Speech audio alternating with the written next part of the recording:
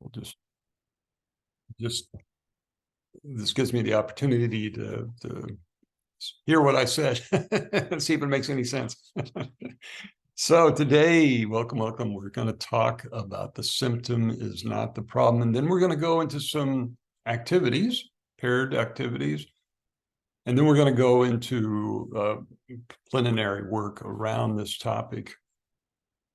And the real question this brings up when I say the symptom is not the problem is the question of our own reactivity to events around us. Things happen, right? Stuff happens and we get triggered. You ever get triggered by something? And by triggered, I mean you overreact, right? You ever get overreactive? You know, emotions come up, thoughts, and you want to do something, and it's really the wrong thing because you're coming from a triggered place. Anyone ever do that? I do that all the time, you know? Somebody says something, and I go, oh, you know, and I want to get that, say something right back. Or actually what shows up is all the coping mechanisms. A triggered state is a state of fight, flight, freeze, faint, forget. But those are all coping mechanisms of the wounded self, right? Not our true self, not this part that's all awareness. This is conditioned reality. This is a conditioned part of us.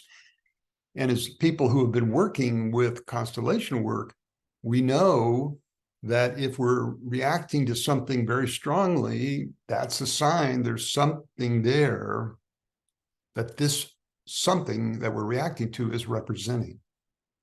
It's not the person or the situation is not the real issue or the problem. Our reactivity is the real problem because we're acting in such a way that we're going to be not very wise in how we show up. The little kid's going to be driving the bus and it's going to be less than optimal on a response, right? But whatever is triggering that is something that represents something in our field that's unresolved. Simple as that. It's a representation. It's a symptom. Our triggering, getting triggered is a symptom. Whatever that person is, whoever that person is, or that issue is a symptom, not the actual source of the reactivity. All right. And so we know in our constellation work, where are we going to go look for the source of the reactivity of the fight, flight, freeze, faint, whatever dysfunctional way we're responding to that. We're going to look at transgenerational trauma. We're going to look early childhood adversity, prenatal or natal adversity, past lives, could be social trauma that's showing up here. And it could be something else that I'm seeing emerge that I would call not an galactic. It's really beyond this dimension, and it really is difficult to access because it's not around us that in an area that we normally can access. Past lives, transgenerational, that's tough enough. But even early childhood is tough enough. But there are other areas where trauma can hide out. The disturbance can hide out. And what does that disturbance want? Well, it wants our attention. And how does it get it? By being in the field, being projected through someone or some situation, and reenacting the original trauma. It reenacts. And we either go into our reenactment, our automatic reactivity, automatic response, fight, flight, freeze, don't even have to think about it, go off we go. And what does that do? It just re-traumatizes the whole system, right? It just, basically it just re-traumatizes ourselves and other people because of that. Or, if we're really lucky, fortunate people, we can stop and say, wait a minute, and get curious and non-judgmental and say, I'm having some feelings coming up. What's that about? Why am I so upset? Or why am I so afraid? Or why I'm so angry? Or what, and look for the source. What's the source here? What happened in the past that needs to come to conscious awareness so it can be seen and addressed and not unconsciously reenacted, right? We know that as constellations. We know that that's what we're trying to do. So it's really about stimulus response. I don't want to be an automatic Pavlov dog in my stimulus response. I want to sit back and use my brain and kind of like, whoa, what could be driving this? Because if we're automatic in our response, we lock the pattern in. We get really entangled. And the more we re-traumatize ourselves, the more we build that structure, the more we're entangled, the harder it is to break out of it, right? And it's locked in by the emotional charge. The pattern becomes crystallized. And then we're really in trouble. And what happens, and this is kind of interesting, is there's something called a cultural complex or a social complex. Jung, I think, originally came up with that pattern becomes taken on by societies, certain groups, about how they're being victimized, and this is the persecutor, or this is the problem, and becomes a something that's taken for granted as true. But because they're automatic fight, flight, freeze reactivity, it's just re-traumatizing the whole society. And we see it in our politics. We see it in all kinds of issues around race and equity and diversity. And it's not a happy situation. So can we break that pattern in ourselves? That's that reenactment in ourselves. That's really what we want to do, and find that frozen part, that wounded part, and that's driving things, that believes these certain things, and address it. And that's freedom. That's freedom if we can address that and help heal that part, bring attention to it. So, any questions about that? That's the overview. Any questions about what we're trying to do here? If I don't know if I was totally clear. You probably know a lot of this stuff anyway, right? You're aware, people. You've been doing constellation work a long time. Questions, comments about what's showing up? I think that was a really good explanation. And I'm wondering, since you are recording, if you can send it to us afterwards. That would be really yeah, definitely. I'll be happy to. Yes, I'll be happy to receive it to you. Thank you. Yeah. Well, great. I'm glad it landed. Anything else? Anyone else got a comment? Because I see myself playing this out every day. I get into my little reactivity. Something happened last night where I was in a group meeting and I shared, and then, it's kind of a support group setting, so you should be able to share without fear of judgment. But then I felt someone reacted in a way and said some comments that seemed judgmental, and I got all kind of contracted. I could feel in my body tension coming in, contraction coming in. And it's is the problem the guy who made the statement that might have been judgmental? I really don't know what he was thinking. Or is the problem some wounded part of me that was predisposed to feel judged, maybe even judging himself, and have a lot of hurt feelings about it, and get angry and want to get revenge? The old fight or flight, wants to run away, but also wants to hit back. I think it's more me. I think I'm the problem, or I'm the symptom, really. And that part needs some loving attention or some visibility. And then where did that get implanted? Where did that get structured? In my family of origin, or, other places. So it's really being brutally honest with ourselves and taking responsibility, because in that moment, then I can get curious. I can't be curious if I'm judgmental, if I'm in reactivity. I can't even think in a way that might be beneficial to myself. So it's not the interesting thing. This is not about the other person and changing them or the situation. It's really about exploring and unpacking and seeing what in us needs attention. We're not even trying to change or fix anything. We're just seeing, oh, it's a little red flag, probably needs attention. Okay. What's really helpful for me is I read a quote one day, and I don't know from who it was, but the thought of, you are the part of me that I don't know yet. It's just when I get this, and then and we just really stop and thinking about that, and then reflecting in myself before, and then angry thoughts, and it's Yeah, you're the part of me, right? And you represent, actually, we're all, someone said this, a constellator, I don't know who, we're all representatives to each other. Mhm. So you go into any group, that group is represented. There's your mom in there, there's your father, your brother. I mean, they're playing it out. The more that there's stuff unresolved, the more someone will pick it up and play it out. It's because it's in our field. And so someone is naturally, amazingly, going to pick up that part of our subconscious and reenact something that needs to be seen and addressed. I'm sorry, Leah, did you have your hand up? Did you want to make a point? Maybe I have a question that I'm kind of grappling with, and I don't know how to phrase it. So we started with that we are awareness, Right. and then it's this content. So even constellation works, content. Would you agree? Yes, and the knowing field, we use the knowing field, and that's awareness. There's no judgment in the knowing field. Yes. We're only asked to be empty and simply present with awareness. That's the knowing field. And if we show up with judgments or some kind of like, here's how I should act, or here's, preconceptions, we're not in the knowing field. So knowing field is just a state of pure awareness.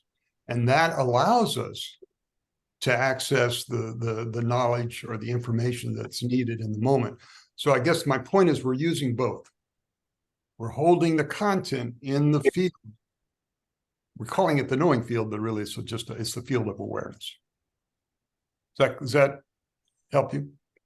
Yes, I understand.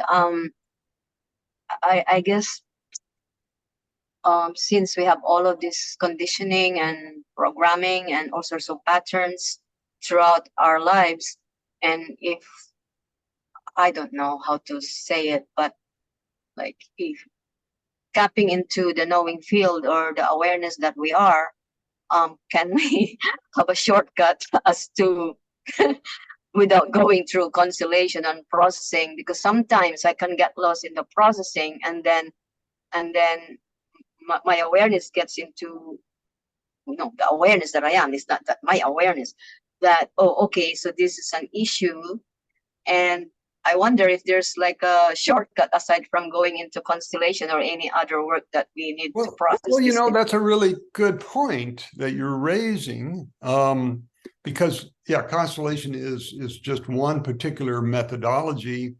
The greatest shortcut, of course, is just to be identified with your true self, with that pure awareness, and notice when something shows up that takes you out of it. You get so overshadowed. You identify with being the hurt person or the angry person or the afraid person and act that out in some way. But if you can notice that, all right, and say, okay, be curious and separate so there's some space between you and it, some objective space. You can see the part of you acting out. You can ask your subconscious, what part of me is acting out right now? And whether you journal it or you represent it yourself, you'll get back to some degree of freedom, because we're not free when we're gripped by that reactivity, right? You do a little, it's automatic, it's predictable. You have like 1, 2, 3, and we're created a bigger mess. It's very automatic. So you have to go off automatic and come back to, let's be at conscious choice and figure out what's going on here and what's the best response. So my automatic response to that guy was like, I'll show him. But then my more mature response was like, I don't even know what he was trying to say. He might not have known what he was trying to say. So I'm making all kinds of assumptions that are probably not true. And the part of me making them is that hurt part that already feels judged or whatever. So freedom here is knowing yourself. The more you know yourself, the less you need to do a constellation or anything else. Oh, that's my, I know that part, and I can hold it back. So it doesn't create problems for me.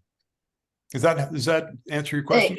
Yes. Because sometimes I feel like, how much more processing do I need to do until when for me to be able to be free? And it's like, there's like a shortcut. That's why I ask. Yeah, there is totally a shortcut. The shortcut is just being pure awareness and identifying with that, and not identifying with all the hurt parts that we have. Angry. Yeah, and the more you go into that loop, it's like it gets reified.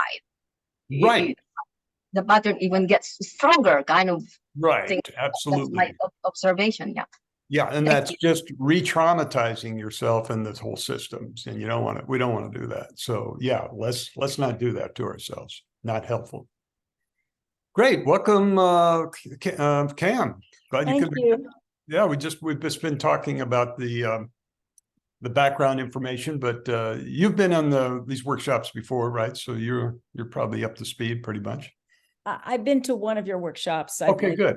So that gave me a little bit of I'm sorry, I had a sick friend and I couldn't leave it on time, but I'm here. I understand. No worries. We understand. Okay, well, let's see. Why don't we go ahead and do an exercise, and the exercise I'm going to pair you up, and stop me if you need a demonstration. I think most of you are experienced, so you don't, but if you need a demonstration, we'll do it. But I need a demonstration, but I'm happy to be the receiver on a okay, well, we'll do a demonstration. And the exercise is going to be, you're going to be you, and your partner is going to be one of those reoccurring situations that you get activated by, reactive. You get a charge around. And it could be a family member, it could be a work member, it could be a situation, you read in the paper, but you go into an automatic response. And you don't want to go there, but you do, right? Am I the only one that has those issues? I hope not. Otherwise, you guys are all enlightened, and I'm the one here that should be taking courses from you. So can anyone think of an issue like that, and we'll do a little quick demo. Anyone have a particular person, place, thing that bugs you and you wish it didn't? Okay, Cam, you got something? Okay, great. Yes, I do you want me to describe it? No, at best you don't describe it. Okay. But it's real clear in your mind. And just tell me, what are some of the feelings that come up when you think of that issue? Invisibility, unappreciated, mostly unseen and invisible, I think. Okay, great. So what we're going to do, we're going to try something a little different. So maybe this is good. We're going to do what's called a spirit mind activity. We're not going to talk. I'm going to let you, Cam, be you, and I will be that part of you, or the situation that triggers those feelings. I will be that situation or person that triggers those feelings of not being seen, heard, appreciated. So whatever it is that triggers those feelings for you, I will be that. I will represent that. Okay. And we're just going to be in silence for a minute. Actually, maybe more in a minute, several minutes. If I have an impulse to move, I'll follow that impulse, but I won't. And if you have an impulse to move, follow it, but we won't speak. Okay. Just be really very present. Everyone else, the job is just to be the third side and be present to us, holding the space of awareness, pure awareness, the observer side. Okay. Is that clear? So you're you, Cam, and just be real clear that I am the situation or person, I don't even need to know which, or both, that trigger that state in you of not feeling seen. Okay? Mm-hmm. Okay. Right, we're starting now.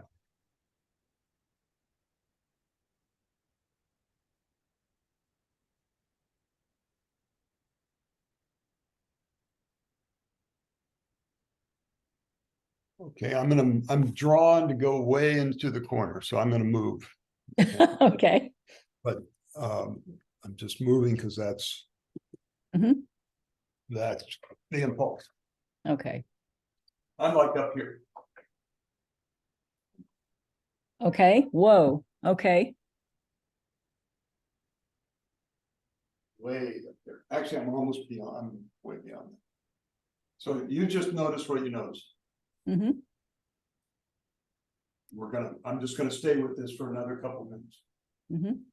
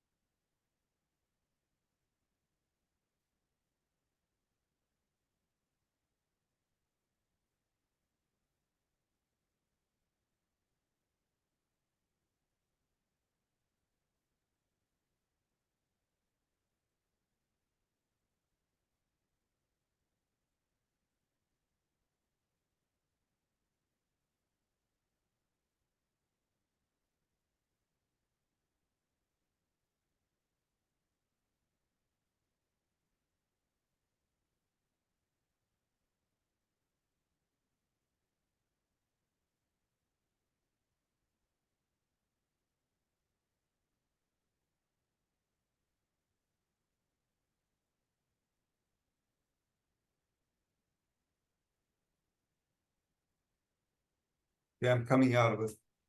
Hmm. Actually, I Okay. probably could have stayed there a lot longer, but do you have, I have a lot to tell you, but do you have anything you want to say in the deep breath? Well, I went through a number of feelings. I first was really sad. Then I felt kind of hopeless. then I felt pissed. Then I felt some compassion. I started feeling compassion, and then I felt some sadness again, sort of, you know, Okay. that was where I was. Is there anyone in your life that has passed away that you're close to? Well, there are a number of people who have passed away because I'm 74, but you know, yes, in a way, yes. I mean, there are people that I was close to that I've lost. Yes, not recently though. But you had trouble letting them go. Anyone that you had trouble letting go? Interesting. That wasn't the sadness and the no, I haven't experienced that as a problem that I couldn't do. I mean, I've grieved deeply the people I've lost. So Well, it could have not been sure that's where I was. could have been more than one, but I was in another dimension. I was called up Yes. to the heavens, higher heavens. Actually, I Yeah. was not on the earth plane. And I connected with someone and felt their loving support. Hmm. And that was very meaningful to me. Mhm. But I felt such grief Hmm. having to come back to earth. I couldn't come back. I was caught between heaven and earth, or Wow. the other dimension, whatever that dimension was. I was feeling very hopeless and helpless and not wanting, not caught in between the two domains. I was not Hmm. incarnated here. I was Mhm. not there. So it was Wow. it was a very painful place to be. Yeah. Painful place. But whoever that was, or group, or Yeah. soul Yeah. group, might have been one, I don't know, but I needed to be held by them. And as I Mm. held by them, I felt something reassuring to me, but Mhm. it also brought tremendous grief that Mm. they're there, I'm going to be here, and I Mhm. don't want to go back. I don't want to go. Mhm. And I was caught in between two. I Two almost had dimensions. no volition. Wow. So it's gonna Wow. be stuck there. Powerful. So is there someone in your life who is in that situation that passed away and is caught between heaven and earth? Or is there someone in your soul that's Ironically, lying beside me is my cat that's dying. So I'm trying to figure, he's been on the verge no, of but dying. we don't need an answer. This is just for Oh, you to okay. contemplate where Someplace this in is my life. coming Okay. from. If it means that, if it's, there'll be, if you're not fully incarnated in your body, you will know it. And there'll be signs all around you. If it's someone you're associated with, Mhm. you need to let them go Mhm. and choose, or not, because your soul knows where it wants to be, and Mhm. Wow. but this is the life or death, basically. Wow. Wow. It is basically a life or death question, Wow. from what I could see, what I was Experiencing. Wow. but like, and this would be something I would expect if you'd lost a husband, you've been married to 40 years, and something like that. That would be, Yeah. that would show up like that, probably, or someone close to you Mhm. went and you didn't want them to go. Yeah. Or they didn't want to go, I don't know. Okay. But okay, we don't Have to keep, yeah, we don't have to keep asking this, but it's something for you to think about. okay. And I'm going to Thank- let the representation go. Well, thank you Yeah, it was very deep. for going through Really all that. deep. I'm sorry to put you through that. No. It was fine. I mean, there's a lot here for you to unpack and Yeah. Wow. be with. Okay, but that's an example. I didn't talk. I just wanted to be in the energies, Yeah. let the energies move a little bit. So they did move and evolve. If you notice, I was Mhm. caught up there, but I didn't talk about it, and then I just let it. Things evolved. Mhm. I got to three different states, just being in Wow. energies and not speaking. That's called spirit mind, Mhm. constellation work. Okay. And the other side is taken care of. Something's moving on the other side. So something did move and then was revealed to the person. Mhm. In the debrief, you can reveal. Mhm. Okay, and then you would switch. Okay. Is that clear what we're going to do? Is that clear? Okay. Now, don't get scared, because it may not be so heavy. Let me hit the pause here.